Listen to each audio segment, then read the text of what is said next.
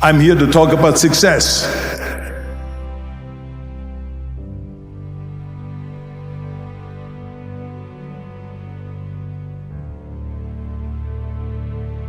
I went to college. I went and worked out 5 hours a day, and I was working on construction, because in those days in bodybuilding there was no money. I didn't have the money for food supplements or anything, so I had to go to work. So I worked on construction. I went to college. I worked out in the gym, and at night from 8 o'clock at night to 12 midnight I went to acting class 4 times a week. So I did all of that. There was not one single minute that I wasted. And this is why I'm standing here today. With the age of 20, I went to London and I won the Mr. Universe contest as the youngest Mr. Universe ever. And it was because I had a goal. You see, if you don't have a vision of where you go, and if you don't have a goal where you go, you drift around and you never end up anywhere. 74% hate their job in America. The majority of people don't like what they're doing, because they're really not doing it because they didn't have a goal and they followed this goal. They just aimlessly drift around, and then all of a sudden there's a job opening, so they get that job because you have to work. But then when you work, it's a chore. It's work. It's not fun. So if you think about, only a quarter of the people really enjoy what they're doing in life.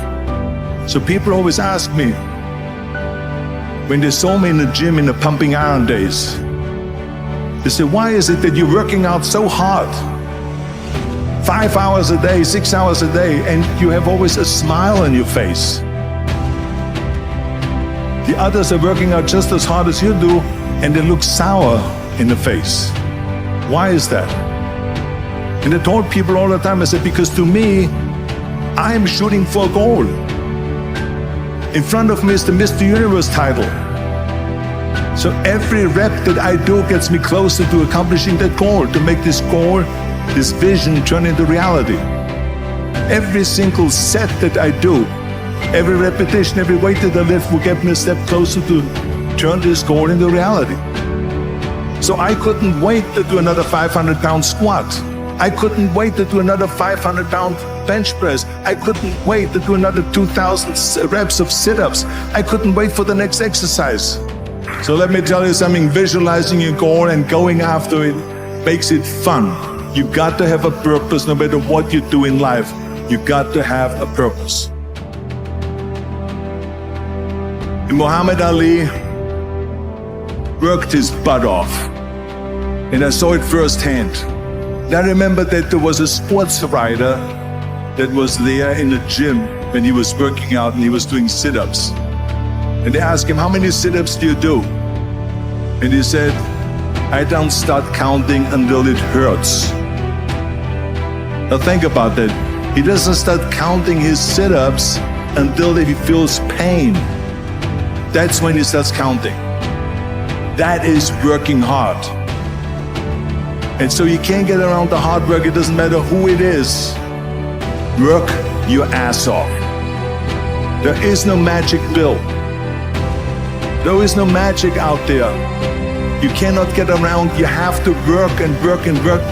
Make sure of this and make sure of that and all that stuff. So it's work. And it drives me crazy when people say that they don't have enough time to go to the gym for 45 minutes a day and work out, or to do something for 45 minutes to an hour a day to improve, if it is physically improve or if it is mentally to improve. Imagine you read 1 hour a day about history. How much you will learn after 365 hours in 1 year. Think about if you study about the history of musicians, of composers, how much you would know. Imagine if you would work on a business, on some business that you want to develop every day for an hour. Imagine how further along you will go and get. So it drives me nuts because we have When people say we don't have the time, we have 24 hours a day. We sleep 6 hours a day, so that gives you still 18 hours. There's someone shaking their head out here in front. They say probably, I don't sleep 6 hours, I sleep 8 hours, right? Or just sleep faster. So we have 18 hours a day. The average person works around 8 to 10 hours. So let's assume it's 10 hours, so we have 8 hours left. Then you travel around an hour a day, maybe 2 hours a day. So now you have still 6 hours left. So what do you do with these 6 hours? What do you do with these 6 hours? Then we eat a little bit, then we schmooze a little bit, talk a little bit to people and all that stuff.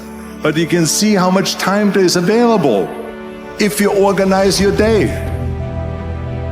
So you got to work hard. I hate Plan B.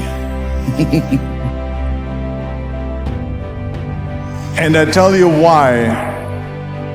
Because we have so many doubters, as I've said earlier, the no-sayers. We have so many of those people that say no and you can't do it, that's impossible. That is okay because we just turn off, as I said earlier, and we listen and we hear the no being a yes. You can't do it, you can't do it, and all of that.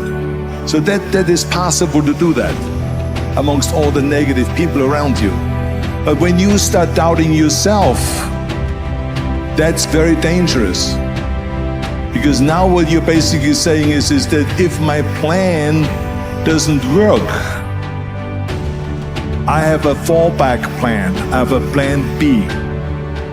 And that means that you start thinking about plan B, and every thought that you put into plan B, you're taking away now that thought and that energy from plan A.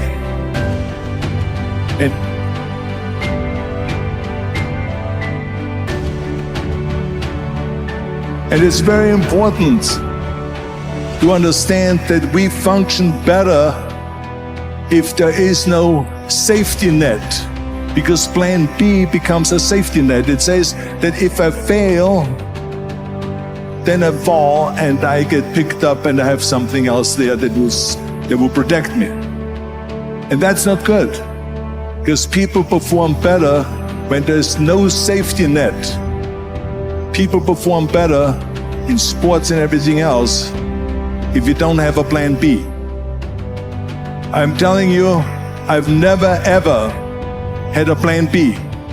I made a full commitment that I'm gonna go and be a bodybuilding champion. I made a full commitment that I'm gonna be in America. I made a full commitment that I'm gonna get in the show business and I'm going to be a leading man. No matter what it takes, I will do the work. I will do the work over and over and over until I get it. The same was in politics and everything like that. So to me, it is very dangerous to have a plan B, because you're cutting yourself off from the chance of really succeeding. And the reason, one of the main reasons why people want to have a plan B is because they are worried about failing. What is if I fail, then I don't have anything else? Well, let me tell you something, don't be afraid of failing, because there's nothing wrong with failing. You have to fail in order to climb that ladder. There's no one that doesn't fail. Michael Jordan said in one of his interviews, when they said, "You are unbelievable, you're the greatest basketball player of all times." I mean, tell me about that. And he says, well, you're just mentioning the successes. But he says, for me to become the greatest basketball player, I missed 9,000 shots when I was playing basketball at the NBA games. So during these games that he was so successful, he missed 9,000 shots. Does it make him a failure? No. He's one of the greatest basketball players of all times, but he failed 9,000 times. Do you get it? We all fail. It's okay.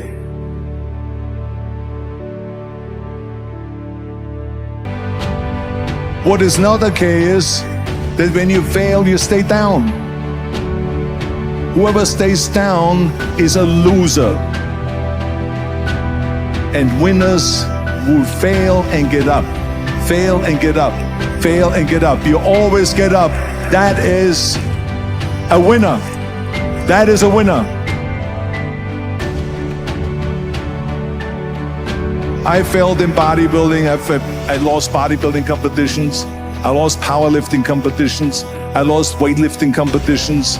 I had movies that went in the toilet and that were terrible and got the worst reviews.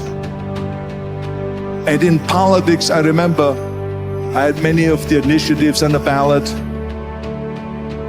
and we lost. My approval rating in California went down to 28%. And then it went back up again, and I won again the governorship. Hey, we all lose. We all have losses. This is okay. And this is why I say don't be worried about losing, because when you're afraid of losing, then you get frozen. You get stiff. You're not relaxed. You got to be, in order to perform well in anything, if it's in boxing or if it is on your job or with your thinking, is only happening when you relax. So relax. It's okay to fail. Let's just go all out and give it everything that you got. That's what it is all about. So don't be afraid to fail.